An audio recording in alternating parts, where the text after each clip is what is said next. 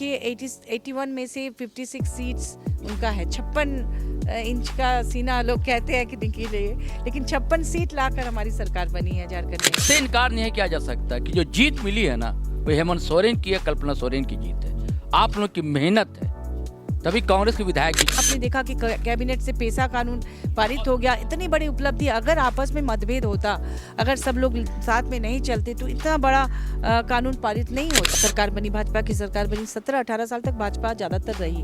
उस दौरान महिलाओं की तस्करी चरम सीमा पे थी। पन्नालाल जैसे ट्रैफिकर्स थे जिन्होंने 15,000 लड़कियों की तस्करी लगभग की थी, और अभी भी मानसिक रूप से सभी लोग उनका सम्मान करते हैं। अचानक वैचारिक ढंग से बदल जाना उनका बड़ा आश्चर्य होता है। देखिए, भाजपा तो शुरू से ही आपस में लोगों को लड़ाती रही है, तो इसमें मुझे लगता है कि भाजपा को ऐसा नहीं। भारत में है, भारत के निवासी है, हमारे संविधान ने सबको बराबर का अधिकार दिया है कि जो यहाँ के निवासी हैं वो कोई चाहे किसी भी जाति धर्म के हों, उनको बराबरी का अधिकार है। ऐसे में नेताओं को इस तरह की क्षुद्र पॉलिटिक्स में नहीं आना चाहिए। काम करके, विकास करके लोगों का दिल जीतना चाहिए और फिर पॉलिटिक्स करना चाहिए। सुनते आए हैं 20 साल से कि जल जंगल जमीन हमारा है, हमें अधिकार चाहिए। एक्चुअल में माननीय मुख्यमंत्री जी ने करके दिखाया कि जल जंगल जमीन पर भूमि पुत्र और पुत्रियों का अधिकार है, और ग्राम सभा की सहमति से ही अब चाहे माइनिंग हो, चाहे कोई भी इंफ्रास्ट्रक्चर डेवलप करना हो, कुछ भी करना है तो उनकी सहमति चाहिए। साथियों, सलाम, नमस्ते, सत श्री अकाल और जय भीम जोहार। साथियों, मनोहर राणा ने कहा है, सियासत से अदब की दोस्ती बेमेल होती है, सियासत से अदब की दोस्ती बेमेल होती है। कहीं देखा है पत्थर पे कि कोई बेल होती है। लेकिन इस शेर को पूरी तरह निरस्त कर देती हैं एक बड़ी शख्सियत। दोस्तों, आप फ्रेम में देख रहे हैं, मैं परत खोलूंगा और बताऊंगा आपको। यह ऐसा नाम है जिसके अंदर दर्द होता है मोहिनी की मौत का, वहां से लेकर जादू घोड़ा पर ये विरध उपन्यास रच डालती हैं। मरंग घोड़ा नीलकंठ हुआ, कई राष्ट्रीय अंतर्राष्ट्रीय इनामों से नवाजी जाती हैं। उससे पहले बीच के दौरान एक और इनका उपन्यास बांग्लादेश की समस्याओं पर, विस्थापन पर, पलायन पर था, मी बोरी शाइल्ला, और कई कहानियां इस दौरान। और जो अंतिम उपन्यास है इनका एक रिसर्च है। राज्यसभा की सदस्य हैं और राजनीति की शुरुआत इन्होंने झारखंड मुक्ति मोर्चा के महिला मोर्चा से की। उसके बाद राज्य महिला आयोग की कमान भी संभाली, और ऐतिहासिक वो दौर रहा जब महिलाओं को लगता था कि कोई तो अपना है जिसके कांधे पर सर रखकर रोया जा सकता है, गले लगकर खुशी साझा की जा सकती। आप हैं डॉक्टर महुआ माझी। मैं इनके देहरी पर इसलिए आया हूं दोस्तों कि कई ऐसी बातें हैं जो अनसुनी रह जाती हैं, कई ऐसी कहानियां हैं जो अनकही रह जाती हैं।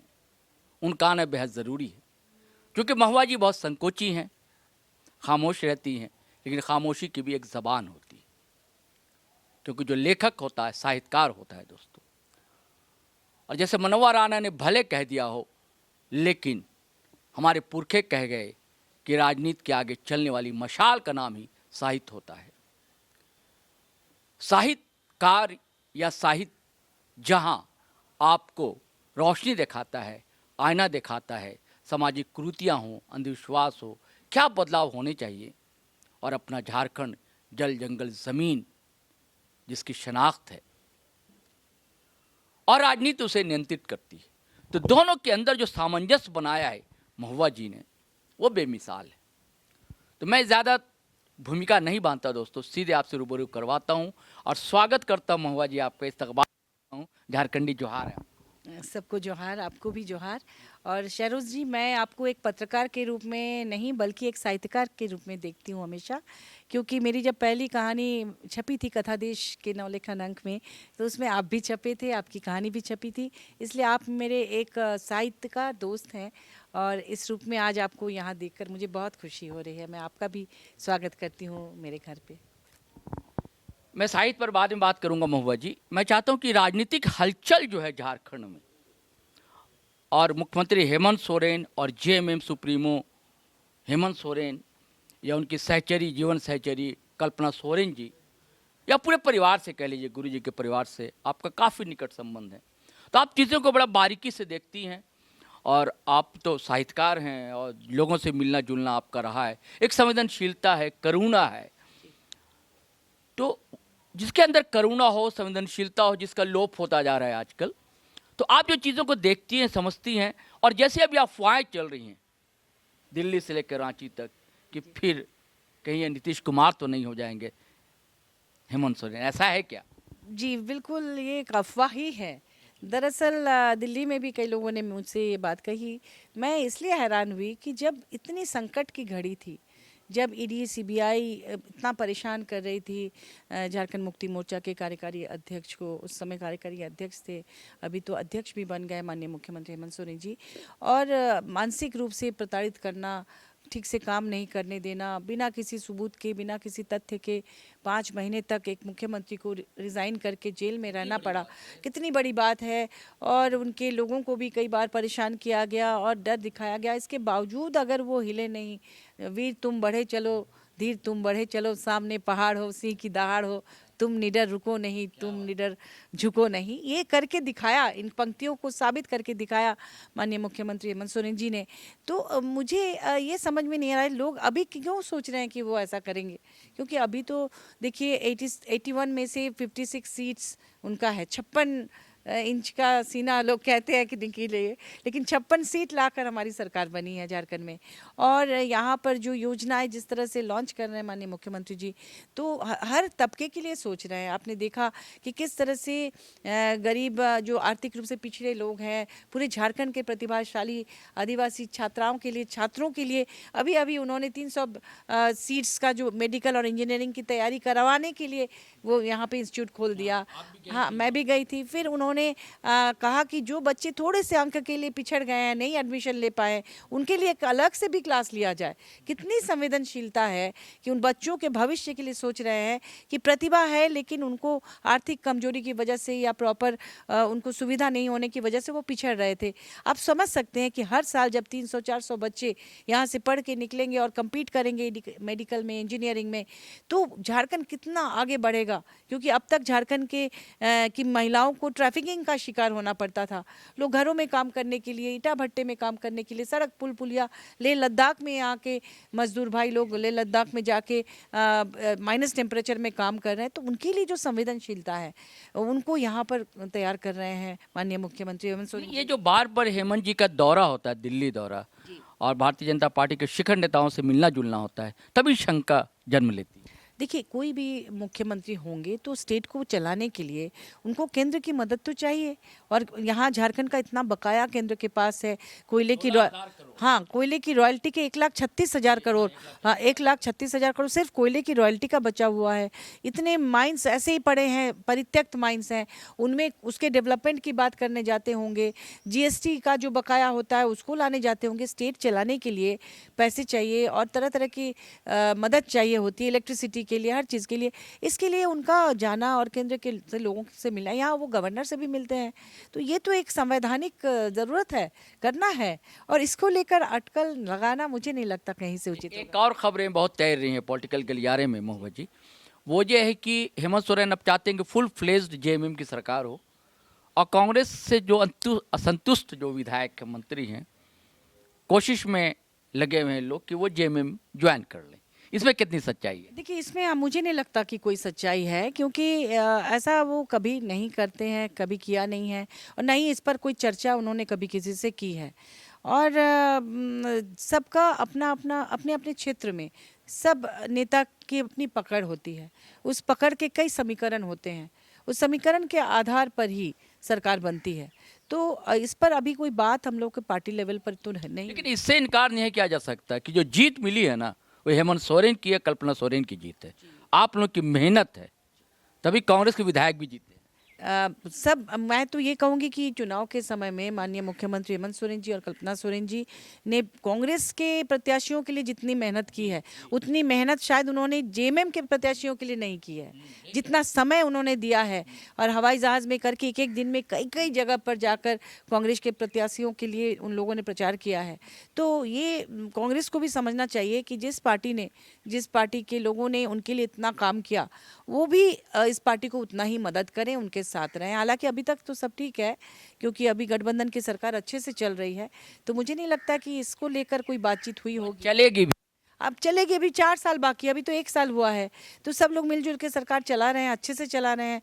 कल भी आपने देखा कि कैबिनेट से पेशा कानून पारित हो गया। इतनी बड़ी उपलब्धि, अगर आपस में मतभेद होता, अगर सब लोग साथ में नहीं चलते तो इतना बड़ा कानून पारित नहीं होता। अब सोचिए ग्राम सभा को पूरा अधिकार मिल गया है। जल जंगल जमीन की बात लोग अब तक करते थे, हम लोग पहले से सुनते आए हैं 20 साल से कि जल जंगल जमीन हमारा है, हमें अधिकार चाहिए।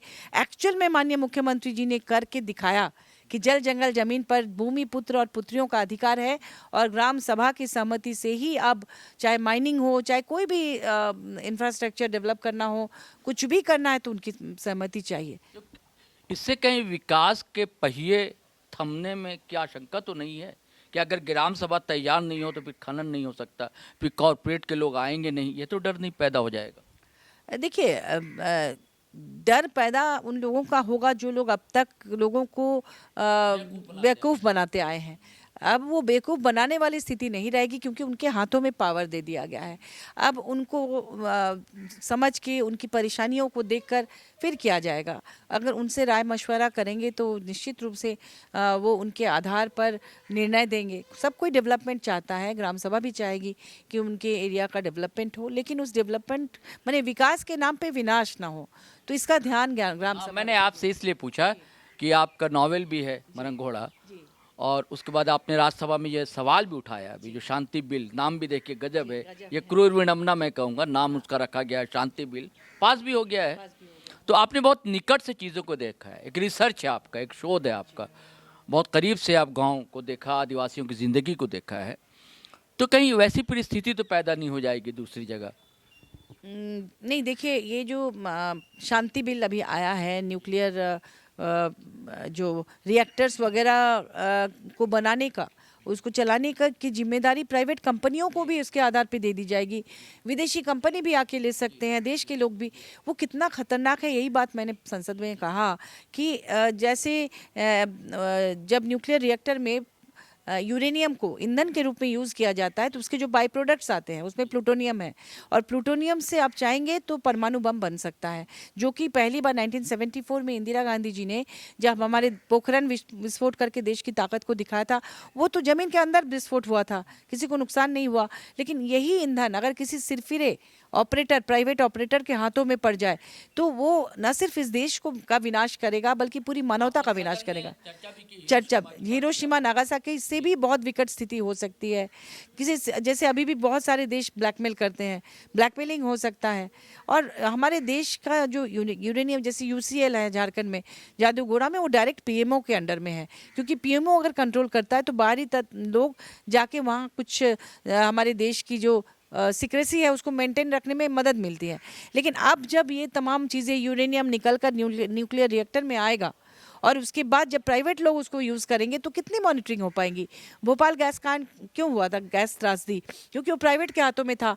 उसके बाद वो चाहे कितना भी पैसा दे दे नहीं दे, उस कौन देखने आएगा? ये तो ऐसी चीज़ है कि अगर एक बार उसका एक्सीडेंट हो गया, कहीं अपने पसंदीदा धन्ना सेठों को लाभ पहुंचाने के लिए तो नहीं किया गया ऐसा? ऐसा लगता है कि भाई कुछ तो इसके पीछे राज है कि आखिर किनके कहने पे इन्होंने किया। और अभी हमारी बदकिस्मती है कि सदन में हमारी जो विपक्ष की जो संख्या वो कम है, तो संख्या बल के आधार पर हर बिल को ये लोग पारित करा लेते हैं।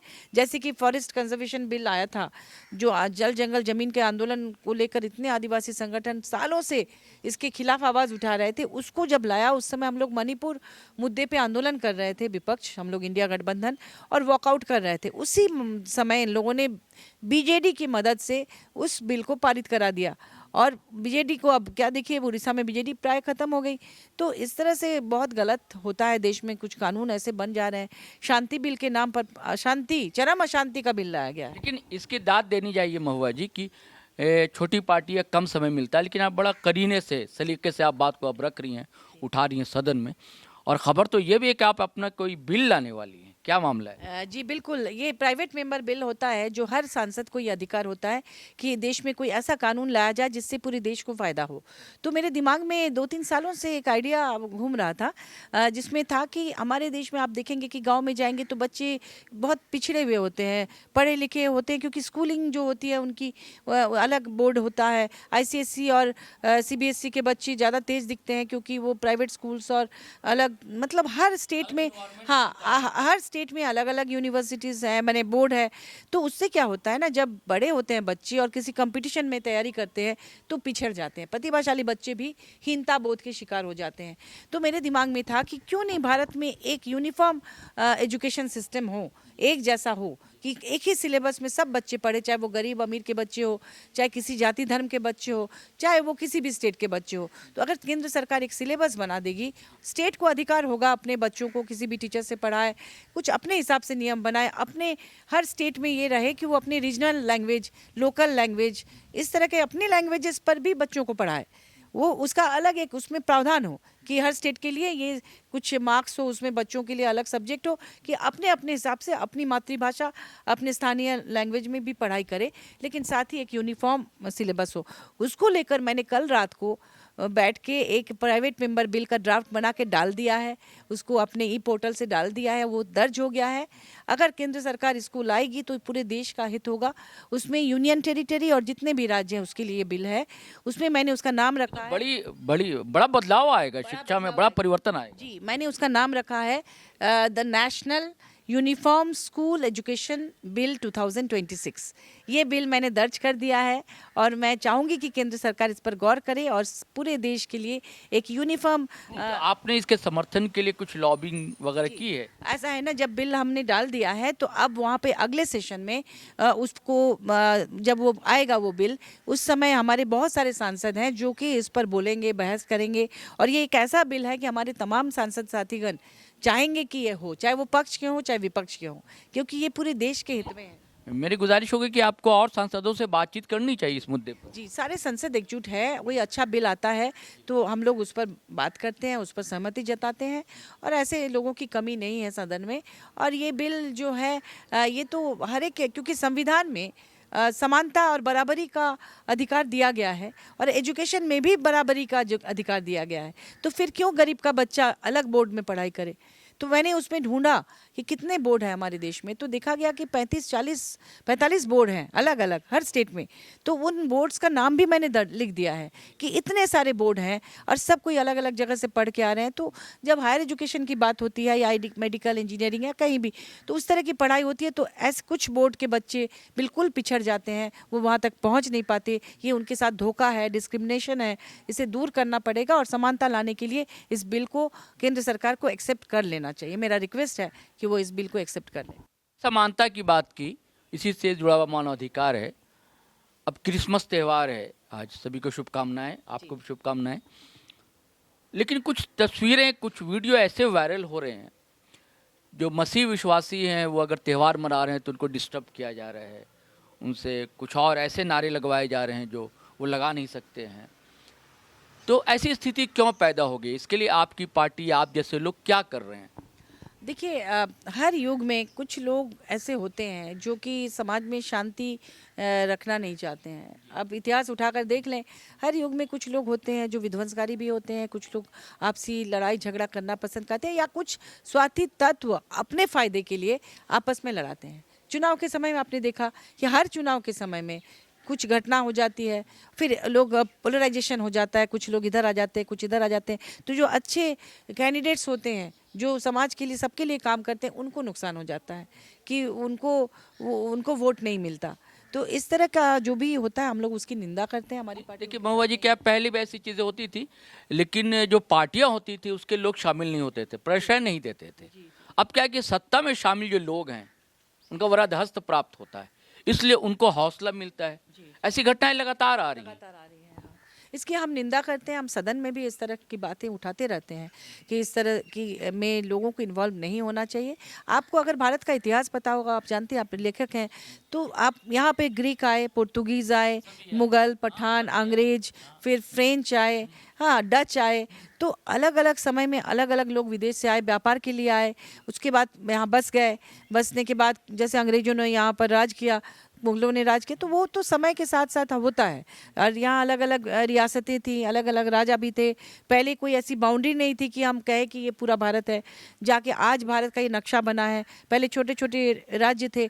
तो ये जो इतिहास है उसमें क्या होता है कि लोग एक जगह से दूसरी जगह जाते हैं, उधर से आते हैं, तो रहते रहते वहाँ की संस्कृति में रच बस जाते हैं। कुछ अपनी संस्कृति का आदान प्रदान होता है, कुछ उनकी संस्कृति, मतलब लेन देन चलता रहता है। तो इसी क्रम में आज जो भारत में है, भारत के निवासी है, हमारे संविधान ने सबको बराबर का अधिकार दिया है कि जो यहाँ के निवासी हैं वो कोई चाहे किसी भी जाति धर्म के हों, उनको बराबरी का अधिकार है। ऐसे में नेताओं को इस तरह की क्षुद्र पॉलिटिक्स में नहीं आना चाहिए। काम करके, विकास करके लोगों का दिल जीतना चाहिए और फिर पॉलिटिक्स करना चाहिए।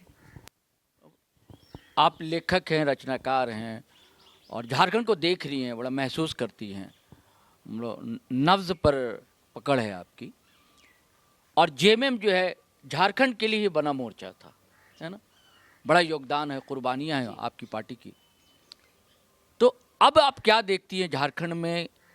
आपने तो क्या क्या समस्याएं झारखंड की आप देख रही हैं, विस्थापन है, पलायन है, तो इसका निदान कितना सरकार कर पा रही है? आपकी सरकार है या और लोगों का क्या योगदान हो सकता है इसमें?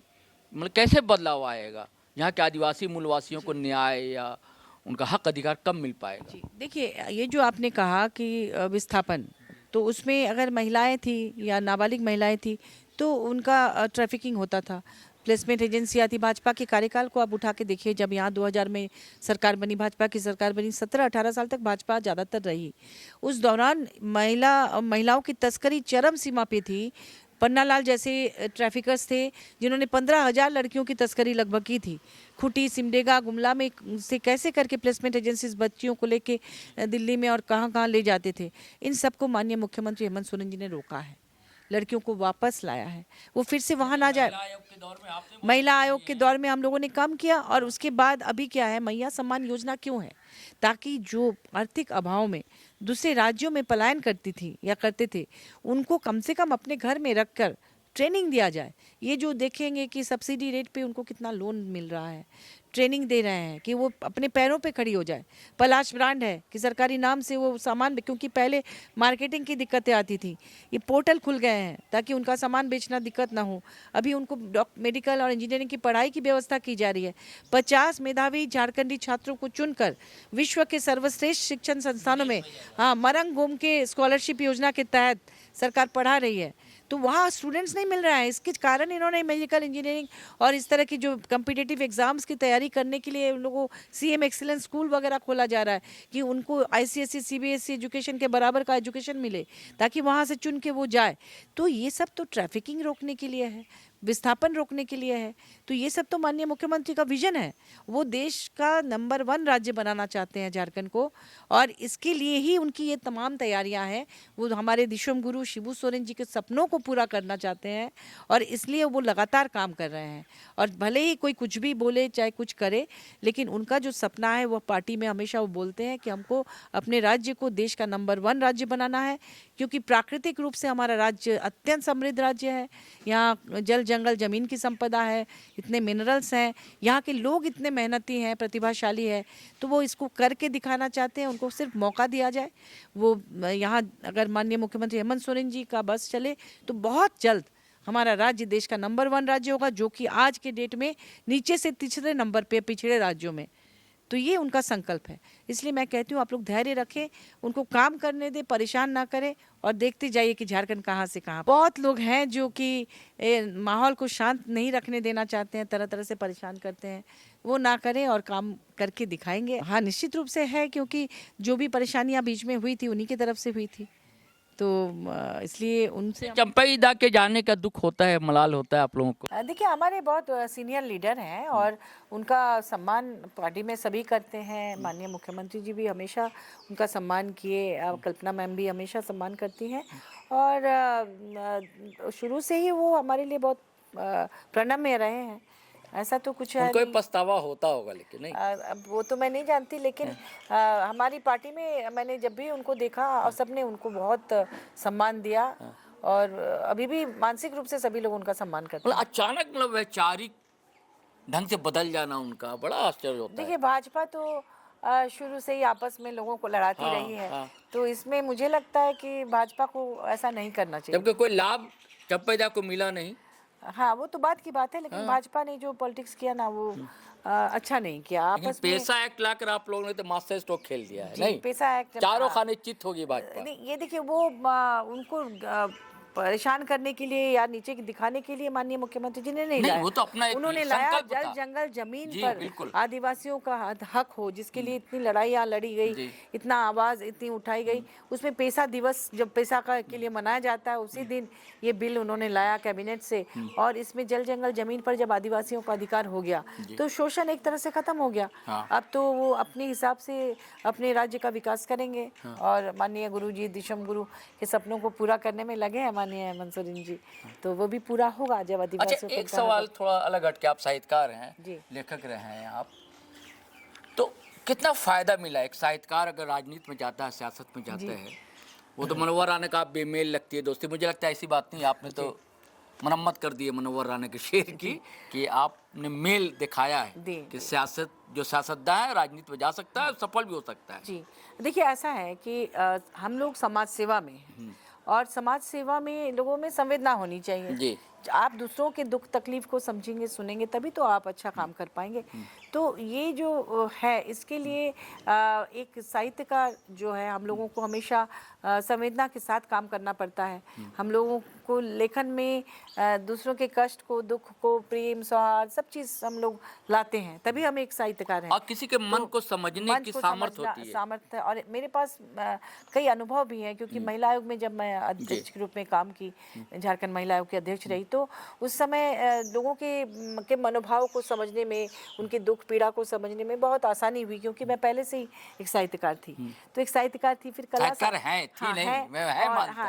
हूँ, अभी भी लिख रही हूँ मैं, उपन्यास मेरा काम चल रहा है और साथ में मैं एक संस्कृति कर्मी भी हूँ। मैं संगीत, सोशियोलॉजी पर आपकी पीएचडी है। संगीत, नृत्य, नाटक इन सब से जुड़ाव मेरा शुरू से रहा है और एक बांग्ला भाषी हूँ, तो उस परिवार में कला, साहित्य, संस्कृति का मैं पेंटिंग करती रही हूँ। समाजशास्त्र से मैं पीएचडी यूजीसी नेट किया है, तो सोशियोलॉजिकल बैकग्राउंड है। तो सोशियोलॉजी समाज को वैज्ञानिक दृष्टि से बिना पूर्वाग्रह से ग्रसित होकर देखना सिखाती है, तो वो भी है रिसर्च का हम लोग करके।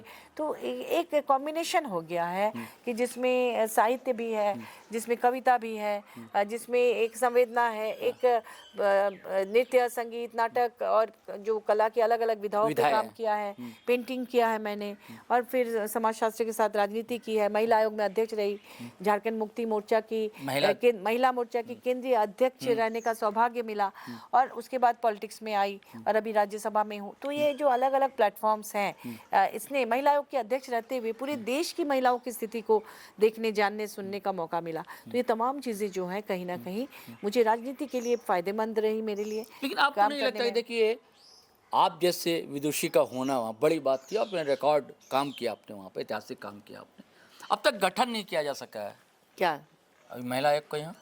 जी, ये हम लोग भी चाहते हैं कि गठन हो जाए, तो हम लोग भी रिक्वेस्ट करते रहे हैं माननीय मुख्यमंत्री जी से और मुझे लगता है बहुत जल्द इसका गठन होगा। अच्छा, नया क्या रचनी? आपने उपन्यास की चर्चा की। हाँ, मैं एक महिलाओं के उत्पीड़न को दिखाते हुए एक उपन्यास मैं लिख रही हूँ। उस पर काफी दिनों से रिसर्च कर रही थी, वो कंप्लीट हो नहीं, इस बार पूरे देश के पृष्ठभूमि पे है और एक पुराने एक पीरियड को लेकर है कि उस समय महिलाओं की क्या स्थिति थी और आज किस स्थिति में है, कि हाँ, कैसे ताकि की? मैंने उस समय को, जब तक आप देखिएगा अतीत नहीं, को नहीं अतीत नहीं देखेंगे देखिएगा, तब तक हाँ। आप भविष्य को नहीं सुधार कर नहीं, सकते, बिल्कुल सही है। सुधार नहीं कर सकते। हाँ। तो महिला आयोग में भी मैंने जो देखा, जो समस्या, उसको लेकर नॉन फिक्शन की किताब भी लिख रही हूँ कि बहुत अच्छा। ताकि नॉन फिक्शन, ताकि वो वीमेन स्टडीज में काम आए और जो महिलाएं हैं उनको भी संभलने का मौका मिले कि क्या क्या परेशानियां आ सकती हैं।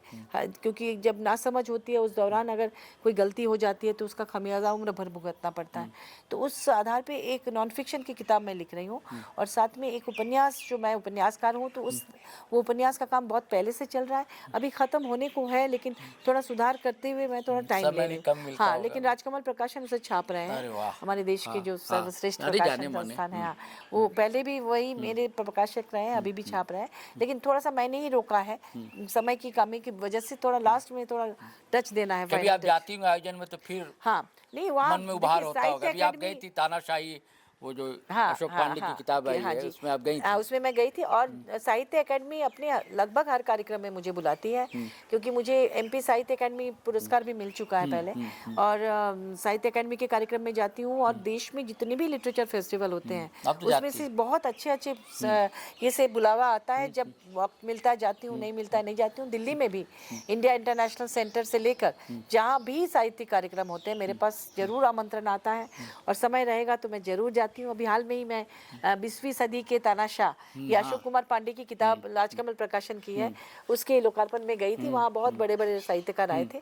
तो साहित्य से कोई भी अगर साहित्यकार में invitation पॉलिटिशियन भी आए, हाँ, दिग्विजय सिंह हाँ, आए, आए थे, राजकुमार भाटी जी आए, जी, तो कई मैं लोग। उसे मिस नहीं करती, क्योंकि साहित्य मेरा जुनून है। मैं अपने आप को हमेशा साहित्यकार के रूप में परिचय देती हूँ। पॉलिटिक्स तो मेरे समाज सेवा का एक अस्त्र है जी। अच्छा, एक बात और, अंतिम और बात। एक बात इसके साथ हाँ, जोड़ देती हूँ बोलिए ना। कि एक बार जब पंडित जवाहरलाल नेहरू थे और सदन में वो कहीं चढ़ रहे थे सीढ़ी से या उतर रहे थे, तो दिनकर जी उनके साथ हाँ। थे। तो नेहरू जी थोड़ा लड़खड़ा गए, गिरने लगे, तो दिनकर जी ने उन्हें संभाल लिया, थाम लिया। तो फिर वो उन्होंने धन्यवाद कहा, तो नेहरू जी ने, तो दिनकर ने कहा कि जब जब राजनीति लड़खड़ाएगी साहित्य आकर उसे थाम क्या लेगा। बात, क्या बात, तो बहुत- मुझे भी थामना है, बहुत अगर सुंदर, बहुत कहीं सुंदर। दिल्ली में साहित्य क्या बात राजनीति लड़खड़ाएगी तो मैं थामने के लिए आई हूँ। इसी से जुड़ा सवाल है कि प्रभात जोशी ने कहा पत्रकारिता को भी कि चलता हुआ साहित्य है, चलता हुआ साहित्य जी। है। पत्रकारिता के बारे में प्रभात जोशी कहा करते थे। तो आज आपको लगता है कि पत्रकारिता में एक अवमूल्यन हो रहा है, जी, नैतिकता का क्षरण हो रहा है, ऐसा लगता है? हाँ, देखिए प्रभात जोशी जी तो जनसत्ता के एडिटर रहे इतने सालों तक, और मुझे उनके साथ झारखंड में भी यहाँ पे रामदयाल मुंडा जी की किताब आदि धर्म के लोकार्पण में उन्होंने किया था। तो उस समय जनजातीय भाषा विभाग में अद्भुत एक लोकार्पण समारोह था, राजकमल प्रकाशन ने उस पुस्तक को छापा और उसमें पूरा वहाँ पे अखड़ा में हम लोग नाच नृत्य संगीत के साथ ढोल नगारे के साथ वो लोकार्पण हुआ था। एक टोकरी में किताब रख के फुहार, और अद्भुत वो था। उस पर उन्होंने एक बहुत बड़ा लेख भी लिखा था जाकर। तो प्रभात जोशी जी पत्रकार थे। देखिए कई बड़े पत्रकार अच्छे लेखक भी थे, जैसे धर्मवीर भारती जी। धर्मवीर भारती जी साहित्यकार रहे, इतने बड़े बड़े सूरज का 8वां घोड़ा और इस तरह का साहित्य रघुवीर रचा, सहाय हैं, रघुवर सर्वेश्वर दयाल सक्सेना और हैं। बहुत सारे ऐसे बड़े पत्रकार रहे जो साहित्यकार भी रहे। तो मुझे लगता है कि अगर वो साहित्यकार है तो पत्रकारिता में वो उसका जो मानक है वो कायम रहता है, क्योंकि साहित्यकार उतना गिर नहीं सकता। साहित्यकार हमेशा एक मूल्य होते हैं उसके हैं पास, उसके, उस मूल्य के आधार पे काम करते हैं। तो इसके लिए मुझे लगता है कि साहित्यकार अगर पत्रकार अगर साहित्य से आए तो उनको काम करने में आसानी होती है और वो एक अच्छा अपना क्या कहूँ ये साबित करते हैं कि हाँ वो एक अच्छे पत्रकार हैं। नहीं, आपको लगता है कि नैतिक अवमूल्यन हो रहा है अब पत्रकारिता हाँ, में? इन दिनों मैं उनको पत्रकार नहीं मानती जो पत्रकारिता के नाम पर इस तरह से एक तरह से पॉलिटिक्स करते हैं, प्रोपागंडा करते हैं या किसी को गिराने में, किसी को उठाने में अपनी पूरी एनर्जी लगाते हैं। ये पत्रकारिता नहीं है, इसे पीठ पत्रकारिता कहते हैं। तो पीठ पत्रकारिता नहीं करें, मैं अपने पत्रकार बंधुओं से कहना चाहूँगी, क्योंकि मेरे साथ जितने पत्रकार बंधुओं का परिचय है या हम जिनसे मिलना जुलना करते हैं तो वो सभी लोग एक अच्छे पत्रकार हैं और वो पत्रकारिता के जो मानक है मूल्यों को कायम रख रहे हैं। कुछ और पैगाम देना चाहें तो? और पैगाम यही है कि राजनेताओं से आप नफरत ना करें और अच्छे लोग राजनीति में आए, क्योंकि अच्छे लोग नहीं आएंगे तो फिर गलत लोग आ जाएंगे, और गलत लोग आएंगे तो वो आपको इसी तरह की गंदगी जैसा आप सोचते हैं कि अब देखने को मिल सकती है। लेकिन अब के समय में पढ़े लिखे लोग आ रहे हैं राजनीति में, और पार्लियामेंट में भी मैं देख रही हूँ कि नए नए लोग आ रहे हैं और अच्छे लोग आ रहे हैं। और आप लोग राजनीति में आए और राजनीति को सुधारें और समाज के लिए, देश के लिए काम करें, क्योंकि लोग अब जागरूक हो रहे हैं। अब लोग उनको झूठ सच बोल के बरगला नहीं सकते। अब इंटरनेट का ज़माना है, लेकिन हाँ, कुछ वायरल न्यूज़ जो लोगों को गुमराह कर देते हैं कुछ समय के लिए, उससे बचें, गुमराह ना हो, तथ्यों को देखें कि क्या सच्चाई है और अपने विवेक से काम लें, और हमेशा शांति बरकरार रहे समाज में, एक दूसरे के साथ दोस्ती बरकरार रहे, इस पर चले। क्योंकि रांची में हम लोग रहे हैं, बड़े हैं, यहाँ पे हमने देखा है कि हर एक की मतलब आना जाना हर एक के पर्व त्योहार में, चाहे वो होली हो, दिवाली हो, दुर्गा पूजा हो, क्रिसमस हो, ईद हो, हर कोई एक दूसरे के यहाँ आना जाना करते हैं। तो ये माहौल बना रहे, यही चाहिए। बहुत बहुत शुक्रिया आपका। बहुत बड़ी बात कही है महुआ जी ने, और जो बिल लाने जा रही है दोस्तों, एक उजास फैलेगा समूचे देश में। और जो संविधान कहता है, बंधुत्व की बात करता है, समता की बात करता है, वो जब बिल जीवंत होगा और लागू होगा तो वो परिवर्तन आपको दिखेगा। और ये झारखंडी असर है दोस्तों, ये झारखंडी हीरा है, वो दमकेगा दोस्तों। और भी बात कही, पत्रकारिता पर भी बात रखी बड़ी मुखरता से, प्रखरता से। और वो जो किस्सा सुनाया उन्होंने नेहरू और दिनकर का, इसको आप गौर से सुनिएगा दोस्तों। और इजाज़त दीजिए, आज्ञा दीजिए, लेकिन आपसे गुजारिश है कि अगर सब्सक्राइब नहीं किया हमारे चैनल तो कर लीजिएगा, और वीडियो हमेशा की तरह दनादन शेयर कीजिए, लाइक कीजिए, कमेंट कीजिए, महुआ जी की बातों को सुनिए, लोगों तक पहुँचाइए। चलिए चलते हैं। जय हिंद, जय भारत।